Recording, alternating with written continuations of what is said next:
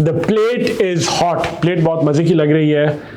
Fried chicken है, ये beef है, बीच में एग भी है और बॉइल्ड राइस है। मुझे इस किस्म के से जो वॉक फ्राइड टाइप डिशेस होती हैं काफ़ी मज़े की लगती हैं। जब मैं सिंगापुर में काम करता था तो ये मेरी वन ऑफ माय फेवरेट, वहाँ एक हलाल शॉप थी जो ये हलाल देती थी ऑर्चर्ड स्ट्रीट के ऊपर, बहुत मज़े की थी। खैर एनीवे, इसलिए मैंने एग्जांपल में कोट किया है क्योंकि मुंह में पानी आ रहा है। The plate is hot, the plate is hot. The red में है और प्लेट ब्लू में है। The plate, the plate is hot. I ate an apple. आपको समझ लग गई होगी कि हम इस लेसन में क्या करने जा रहे हैं। आई एट एन एप्पल, क्योंकि जो चीज़ें रेड में होती हैं हम उसी को सब थीम बनाते हैं। जनरली पिछली कुछ वीडियोस में से आप देख रहे हैं कि जो रेड में होती हैं वो सब्जेक्ट होती हैं हमारे उस लेसन का। आई एट एन एप्पल, मैंने एक सेब खाया। I ate an apple. This is the mountain I told you about, और दैट ऊपर पहाड़ की तरफ नीचे इशारा में क्यों कर रहा हूँ। This is the mountain I told you about, यही वो पहाड़ है जिसके बारे में आपको मतलब। The mountain that I told you about. तो माउंटेन ब्लू में है, उसको एक चीज डिफाइन कर रही है, उसको डिटरमिन कर रही है, बता रही है कि यही वाला पहाड़, और वो क्या है, वो द है। A cat came into the room at night. A cat, एक बिल्ली कमरे में रात को आ गई। A cat, not the cat, a cat. A cat, कोई भी एक बिल्ली थी जो रात को कमरे में आ गई। अगर मैं कहता आपकी कैट कमरे में आ गई और बात होती, लेकिन मैं कह रहा हूं अ कैट, एक बिल्ली थी जो कमरे में रात को आ गई। तो आपने इस छोटी सी, ये लेसन इतना बड़ा नहीं है क्योंकि इस टॉपिक इतना वसी नहीं है, लेकिन आपने इस लेसन में अभी तक आपने 3 अल्फाज का इस्तेमाल देखा है। ए एंड द का, जो कि रेड में अंडरलाइन हुए थे। ए एंड द, ये भी क्योंकि हम पार्ट्स ऑफ स्पीच कवर कर रहे हैं तो ये भी लैंग्वेज के अंदर, अल्फाज के अंदर इनकी भी एक जगह है। बहरहाल क्योंकि आप जब कहते हैं आई एट एन एप्पल तो आप कहते हैं आई प्रोनाउन है, एट वर्ब है, एप्पल नाउन है, तो फिर एन क्या है। तो आपको पार्ट ऑफ स्पीच तो पता होना चाहिए ना कि ये कौन सा पार्ट ऑफ स्पीच है, इसकी क्या औकात है, ये कौन से कबीले से ताल्लुक़ रखता है, और ये जो कबीला है ये क्या डिटरमिन करता है। ये डिटरमिन ये करता है, जो ए एंड द हमने पढ़ा है, कि एक जो नाउन जिसकी तरफ मैं इशारा कर रहा हूँ या कर रही हूँ वो डेफिनेट है कि इनडेफिनेट है। आप इमेज में देख रहे होंगे कि बहुत से ब्लैक में कैरेक्टर्स स्केच हुए हैं और एक रेड में कैरेक्टर हुआ है। रेड वाला स्पेसिफिक है, डेफिनेट है, ये वाला। ब्लैक वाला कोई भी हो सकता है। ब्लैक वाले जो आप समझे, जो ब्लैक में ड्रॉ हुए हैं वो है a and an, right. I a cat came into the room, कोई भी बिल्ली हो सकती है। आई एट एन एप्पल, मैंने एक सेब खाया, कोई सा भी सेब हो सकता है। मैंने वो सेब खाया जो मेज के ऊपर पड़ा हुआ था। आई एट द एप्पल। मैं आके पूछता हूँ मेज पे सेब पड़ा था, कहाँ गया, आप कहते हो कि आई एट द एप्पल। आप ये नहीं कहते आई एट एन एप्पल, आपने वो वाला खाया जिसके बारे में मैं पूछ रहा हूँ, एक स्पेसिफिक। अब वो रेड वाली लाइन हो गई। आप यहाँ से ये भी देखो कि हुपू की वीडियोस के पीछे कितने स्पेसिफिक इमेज डिज़ाइन और विजुअलाइजेशन है जो आपके लिए लाई जाती है, ताकि जो बात कही जा रही है और जो विजुअल उसके साथ साथ आपके जहन में जम रहा है वो बिल्कुल एक जैसा हो, ताकि वो बात आपको, आपके जहन में आपकी अंडरस्टैंडिंग और आसान हो जाए। तो ये जो ए एंड द है, ये डेफिनेट और इनडेफिनेट के ये 2 कबीले हैं जिनके साथ इनका ताल्लुक है। ए और एन इनडेफिनेट कबीले से ताल्लुक रखते हैं और द डेफिनेट कबीले से ताल्लुक रखता है। मतलब ये डेफिनेट यानी ये वो चीज़, आप ये देखें, डेफिनेट इज द, ये वाली चीज़ डेफिनेट। जब मैंने कहनी होती है, स्पेसिफिक होना होता है, किसी चीज़ की तरफ पॉइंट करना होता है, किसी ख़ास मखसूस चीज़ की तरफ इशारा करना होता है, किसी चीज़ को आम से स्पेसिफिक पे लेके आना होता है, किसी मखसूस चीज़ पे बात कर रहा होता हूँ तो मैं द इस्तेमाल करता हूँ। जब मैं एक आम किसी भी चीज़, किसी भी नाउन की तरफ रेफर कर सकता हूँ कि किसी ख़ास उसकी तरफ इशारा नहीं होता, तो मैं ए या एन इस्तेमाल करता हूँ। तो आपको आर्टिकल्स का यूज़ लैंग्वेज में आना चाहिए। आसान है, लेकिन जब आप एक्सरसाइजेस करेंगे तो आप देखेंगे कुछ स्लाइटली ट्रिकी क्वेश्चंस होंगे एक्सरसाइजेस के अंदर। वो इसलिए है कि कुछ सिचुएशंस ऐसी होती हैं जिसमें शायद थोड़ा सा कन्फ्यूजन हो, तो आपका एक्सरसाइज करने से भी दूर हो जाएगा। अब मैं कहता हूँ अच्छा, एक और इंटरेस्टिंग बात, अब नाउन के सामने अगर एडजेक्टिव लग गया तो फिर क्या करेंगे। I saw a black dog. तो बस ये चीज़ नोट करने की है कि जो आर्टिकल है इनको हम आर्टिकल्स कहते हैं, ये आर्टिकल्स हैं, ए एंड द, इन तीनों को हम आर्टिकल्स कहते हैं। तो ये जो जिनका ताल्लुक या डेफिनेट होगा या इनडेफिनेट होगा, डेफिनेट द है और इनडेफिनेट ए या एन है, जैसे मैं आपने पिछले इमेज में देखा है। I saw a black dog, important point note करने का यह है कि I saw black a dog नहीं आया, I saw black a dog नहीं आया। जो आर्टिकल था जो डेफिनेट या इनडेफिनेट कर रहा था वो एडजेक्टिव से पहले आया। बस ये कॉन्सेप्ट आपको पता होना चाहिए और आप एवरीडे लैंग्वेज में यूज करते हैं, लेकिन अब आपको उसकी ग्रामेटिकल अंडरस्टैंडिंग होगी। I saw the black dog, I saw black the dog नहीं है।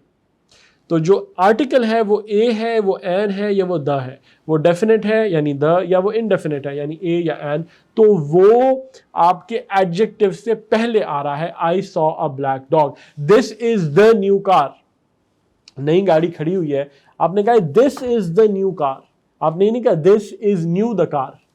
तो जो आर्टिकल आया है यानी ए एंड द में से जो द आया है जो कि आर्टिकल है, और किस टाइप का आर्टिकल है, दो टाइप के हैं, डेफिनेट इनडेफिनेट। द कौन सा है, डेफिनेट टाइप है। द जो आया है ये एडजेक्टिव जो कि न्यू है, ये नई गाड़ी है, this is the new car. Car noun है, उसको डिस्क्राइब कर रहा है, न्यू जो कि एडजेक्टिव है। एडजेक्टिव आप कवर कर चुके हैं। द जो आर्टिकल है अब वो एडजेक्टिव से पहले आ रहा है, एडजेक्टिव के बाद नहीं आ रहा। कंफ्यूजन ये कभी जुमला बनाते हुए नहीं करना कि एडजेक्टिव के बाद। बेसिक पॉइंट है, लेकिन जो बच्चे जिनके स्टूडेंट्स की अंडरस्टैंडिंग बेसिक है उनको एक क्लैरिटी हो जाएगी। This is the new car. She, अच्छा third important point, she is the my sister. Third important point, अब आपने डेफिनेट इनडेफिनेट देख लिया, आपने ये देख लिया कि एडजेक्टिव में जब भी एडजेक्टिव इस्तेमाल होगा तो एडजेक्टिव से पहले आएगा आर्टिकल। थर्ड इंपॉर्टेंट पॉइंट क्या है, जब भी पोजेशन आ जाएगी, जब आप कोई पोजेसिव प्रोनाउन लगा देंगे, this is my car, this is your car, this is his house, this is her house, जब आप ऐसा को प्रोनाउन लगा देंगे जो पोजेशन शो कर रहा होगा, प्रोनाउंस का टॉपिक याद कीजिएगा, नहीं याद तो उसको रिव्यू कर लीजिए एक दफा, वैसे तो आई एम श्योर आपको याद होगा कि his her yours mine my, जब पोजेशन आ रही होगी तो फिर उसके साथ प्रोनाउन नहीं लगता। क्योंकि पोजेशन के साथ क्यों नहीं लगता, आप पूछिए क्यों नहीं लगता, सिर्फ रूल है? नहीं, उसके पीछे कॉमन सेंस है। इसलिए नहीं लगता कि पोजेशन के साथ आपने ऑलरेडी उस चीज को डेफिनेट कर दिया है, उसके साथ ऑलरेडी उस चीज को स्पेसिफिक कर दिया है, मखसूस कर दिया है। तो जब आप एक चीज ऑलरेडी डेफिनेट हो गई, मखसूस हो गई, स्पेसिफिक हो गई, तो अब उसके साथ आर्टिकल का आना तुक नहीं बनता, कोई सेंस नहीं मेक करता। She is the my sister, तो अब वो नहीं कहेंगी ना, कहेंगी शी इज माई सिस्टर। तो अब वो मेरी बहन है, ये आपको शी इज माई सिस्टर बात ऑलरेडी पता चल रही है कि वो मेरी सिस्टर है, ये सिस्टर मेरी है, आपको पता है। She is the my sister, यहाँ पे द की जरूरत नहीं है। तो ये जो रेड में लिखा हुआ है द, वो यहाँ पे आपको बताने के लिए लिखा गया है कि ये यहाँ पे आर्टिकल नहीं आएगा। क्यों? क्योंकि माय आ गया है जो कि ग्रीन में लिखा हुआ है। तो जब आपके सिस्टर जो कि नाउन था उसके साथ एक ऐसा प्रोनाउन आ गया जिसने उसको ऑलरेडी पोजेसिव कर दिया, उसकी बहन, मेरी बहन, उनकी बहन, जब ऑलरेडी माय, हिज, हर आ गया तो अब द की जरूरत नहीं है। मे आई बोरो योर पेन, अब ऑलरेडी पेन के साथ योर आ गया है जो कि ग्रीन में है, जो कि उसको पोजेसिव बनाता है। तो अ की जरूरत नहीं है जो कि यहां लिखा हुआ है आपको बताने के लिए कि ये एग्जांपल ऐसे नहीं होगी। मे आई बोरो अ योर पेन नहीं होगा। पेन ऑलरेडी मुझे पता है कि उनका है, तो आपका है, वो ऑलरेडी स्पेसिफिक हो गया है, वो उसका पेन है, अब मुझे अ की जरूरत नहीं है। मे आई बोरो अ योर पेन नहीं कहूंगा, मे आई बोरो योर पेन कहूंगा, अ की जरूरत नहीं है।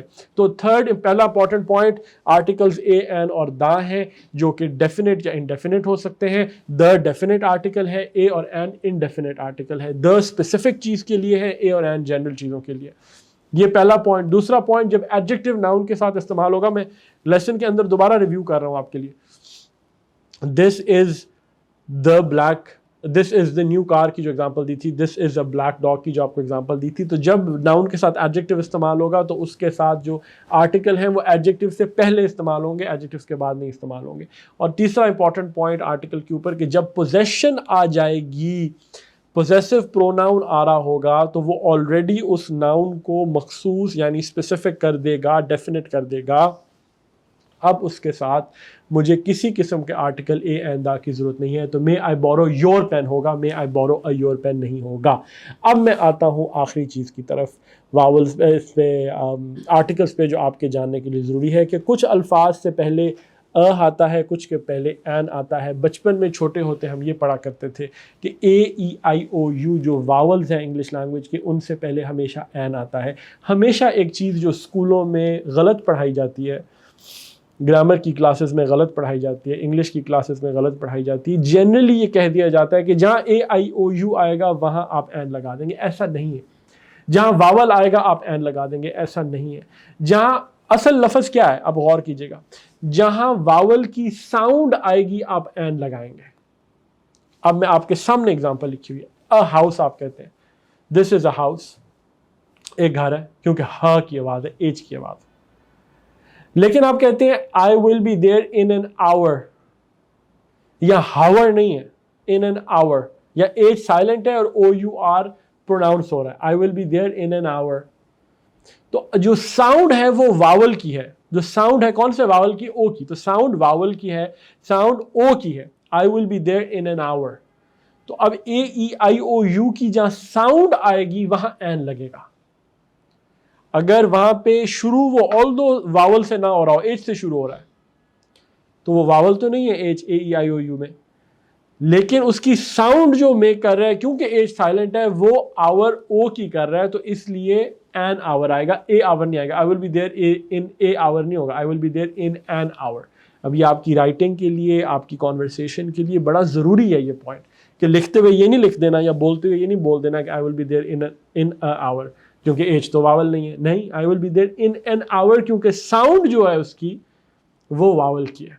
तो साउंड जो है ये बहुत इंपॉर्टेंट करती है। ये लफ्ज़, ये तस्वीर, ये इमेज जो आपके सामने हुपू लाया है, इस इमेज को आपने जहन में रखना है कि इस वावल साउंड जहाँ आएगी वहाँ मैं एन इस्तेमाल करूँगा। इस पर आपके कुछ क्वेश्चंस भी हैं आपके टेस्ट के अंदर। तो आपको मज़ा आया? Let us meet in the next lesson.